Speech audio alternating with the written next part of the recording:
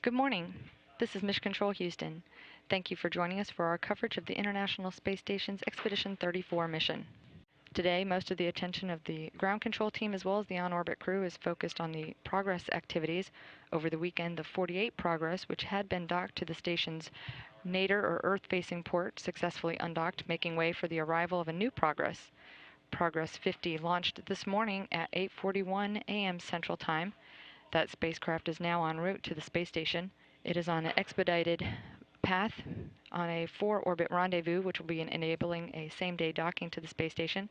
The Progress arrival to the station is planned for 2:40 p.m. Central Time. In support of the Progress docking and ingress activities, the crew is sleep shifting a bit, waking up at 8 a.m. GMT, or about an hour later than normal, and likewise the flight control team here at the Space Center is likewise shifted and will be supporting a longer than normal shift in order to see the Progress docking activities concluded. The crew woke up at 2 a.m. Central Time and had a number of biomedical data and sample collections, including blood draws and body mass measurements in support of an array of health and human physiology studies. They then performed a routine vehicle inspection, including laptop reboots and connector inspections. The crew members then had time for hygiene and breakfast before the start of their day planning conference with the ground teams. Aside from the Progress activities, the day will focus mostly on science experiments with a mix of maintenance tasks as well. Commander Kevin Ford will start his day with exercise on the ARED, or the Advanced Resistive Exercise Device, and then work on internal thermal control system maintenance.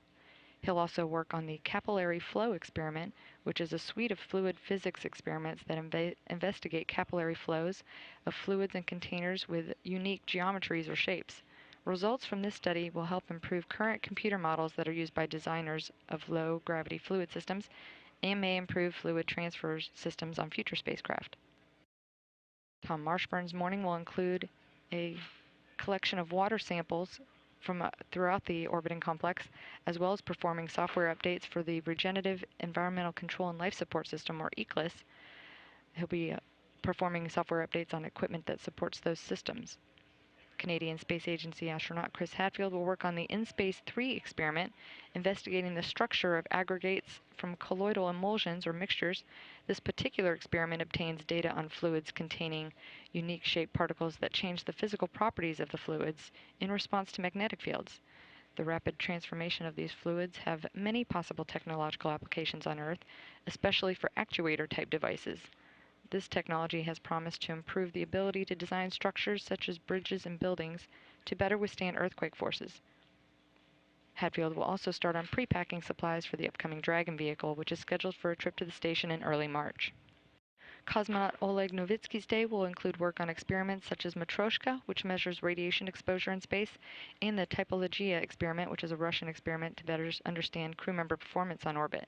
He'll be assisted in that by fellow cosmonaut Evgeny Turelkin, who will also conduct checks of the vacuum gauges and work on the Visor experiment, a Russian photographic and imagery study.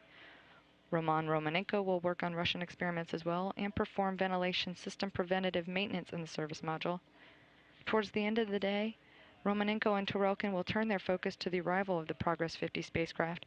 That docking again scheduled to occur at 2:40 p.m. Central Time, bringing with it nearly 3 tons of supplies and equipment.